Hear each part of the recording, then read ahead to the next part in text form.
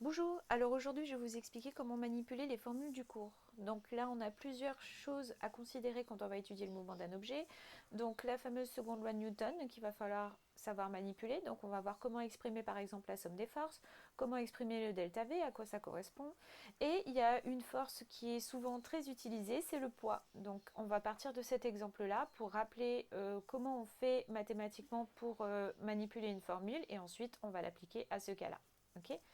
Alors, le poids d'un objet.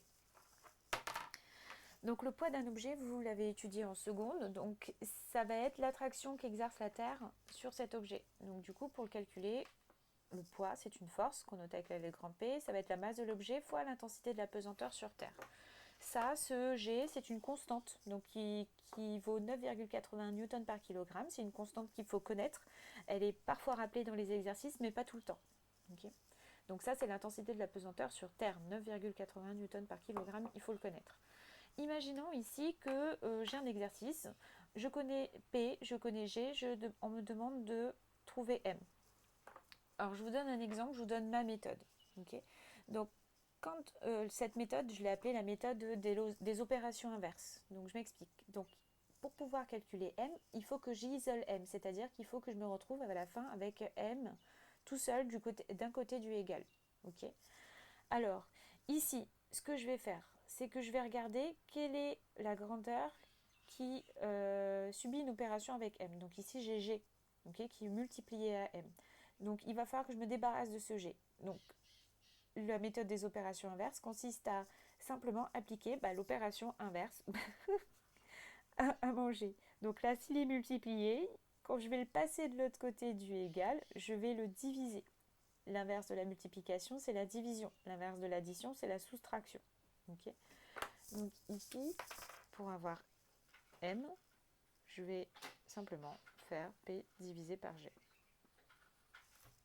Okay. Donc ça, c'est une méthode qui marche tout le temps. Donc on va prendre l'exemple avec la seconde loi de Newton. Okay. Ici, donc seconde loi de Newton, somme des forces, la masse fois la variation du vecteur vitesse par rapport au temps. Ça, c'est ce qu'on appelle l'accélération. Okay, la variation du vecteur de la vitesse par rapport au temps d'un objet, ça va être son accélération. Ici, j'ai une expression qui est à la base vectorielle. Elle me donne pas mal d'informations, cette expression au final, parce que ça veut dire que si je connais la direction et le sens de force totale appliquée à mon système, je vais pouvoir en déduire la direction et le sens aussi de son accélération, et inversement. Okay. Par contre, quand je l'étudie, quand je l'utilise pour faire des calculs, j'ai pas besoin de cette expression vectorielle. Okay. Alors faites bien attention en mathématiques, si je mets un vecteur quelque part, je mets des vecteurs partout. Okay. Donc tout le reste, je dois retrouver avec un autre truc à vecteur de l'autre côté. Si j'enlève les vecteurs quelque part, eh ben, je les enlève partout. Il n'y a pas de je les garde d'un côté et je les enlève de l'autre. Okay. Donc là, je vais simplement considérer l'expression sans vecteur qui va m'être utile pour les calculs. Alors, autre précision. Donc somme des forces, là ça dépend du cas que vous étudiez. Hein. Donc les bilans des forces, je vous ai donné un exemple avec le cas du smart cart avec ces petites masses là pour exprimer une somme des forces. Donc moi je vais considérer que ma somme des forces, juste je l'appelle force totale. Okay, je la connais. Je l'ai déjà fait avant, je la connais. Par contre ici mon delta V. En vrai le delta V, ça correspond un peu au delta E qu'on avait travaillé en classe. Oh, il doit être par là, voilà. Donc en fait, la variation de vitesse, ça va être une vitesse d'arrivée moins une vitesse de départ. Comme la variation d'énergie, le delta E, c'était une énergie d'arrivée moins une énergie de départ. Là, ça marche strictement de la même manière. Par contre, quand je vais l'utiliser dans mes calculs, ok, ici, il va falloir que je me retrouve qu'avec que des grandeurs positives. Donc mon delta V, vous allez voir que souvent, quand vous utilisez cette formule, vous allez avoir un delta V négatif. Et bien, c'est pas grave, vous allez toujours prendre, comme pour le delta E, la valeur absolue. C'est-à-dire qu'on ne va pas tenir compte du signe moins qu'on va avoir en résultat final.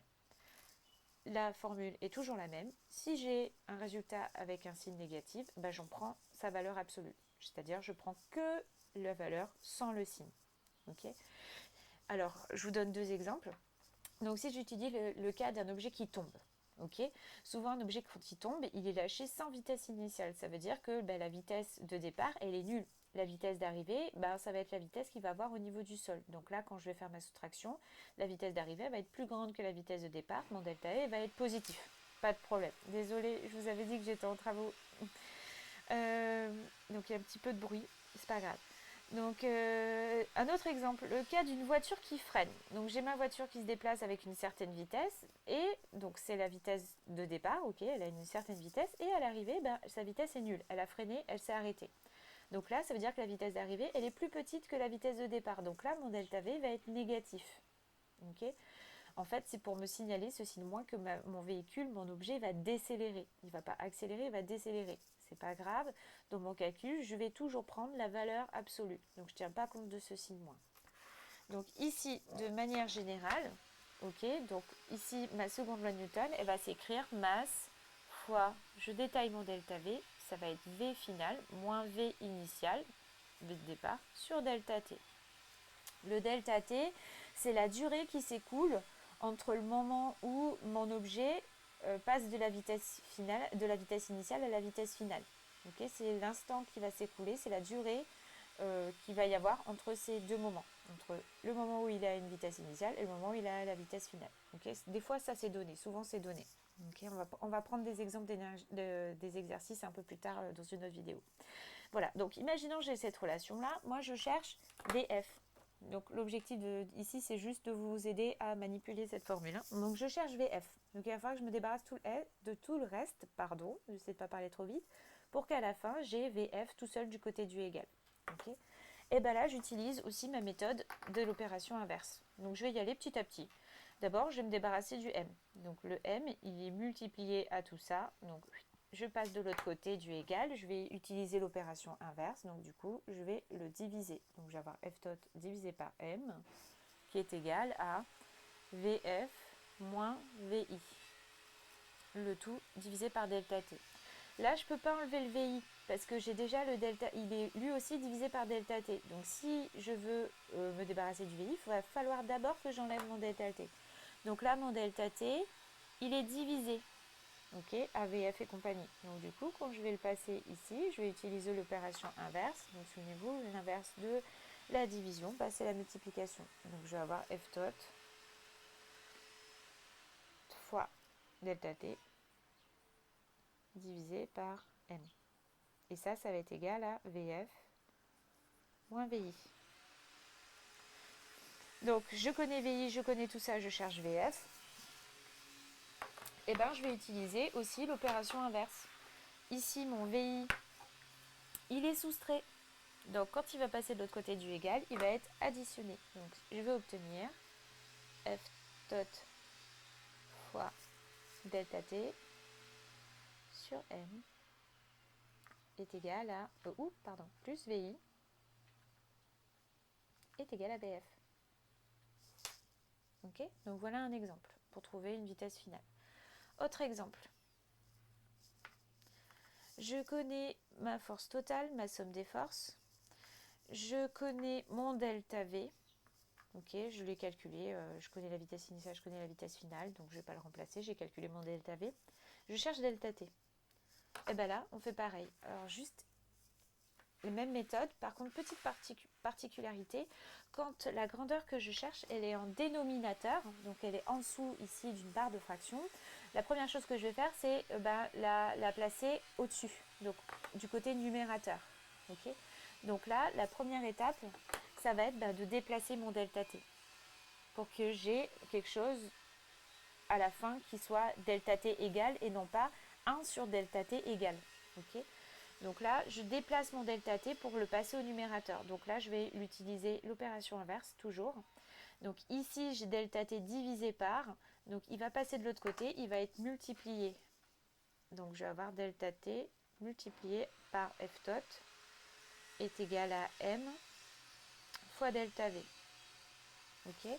Enfin, là, pour avoir mon delta t tout seul, du coup, je vais prendre mon f total qui était multiplié, je le passe ici, il va être divisé. Donc pour avoir delta t, je vais avoir m fois delta v sur f total. Ok, voilà un autre exemple. D'accord? Donc là, c'était juste l'objectif de cette vidéo, c'était à vous entraîner, vous expliquer un peu comment marche cette loi de Newton, d'une part, et vous aider à la manipuler. Ok, donc il ne faut pas avoir peur aussi, j'ai une formule avec plusieurs grandeurs, vous y allez étape par étape et vous allez y arriver. Il y en a pour qui ça va sembler plutôt easy, qui ont l'habitude, donc à ce moment-là, vous n'êtes pas concerné, tant mieux pour vous. Par contre, je sais qu'il y en a qui ont beaucoup de mal. Donc entraînez-vous, ok, reprenez la formule ici, essayez de vous entraîner à retrouver VI par exemple, ou à retrouver M, d'accord? Entraînez-vous à manipuler ces formules. Dès que je sais manipuler mes formules, je vais pouvoir résoudre mes exercices. La suite arrive.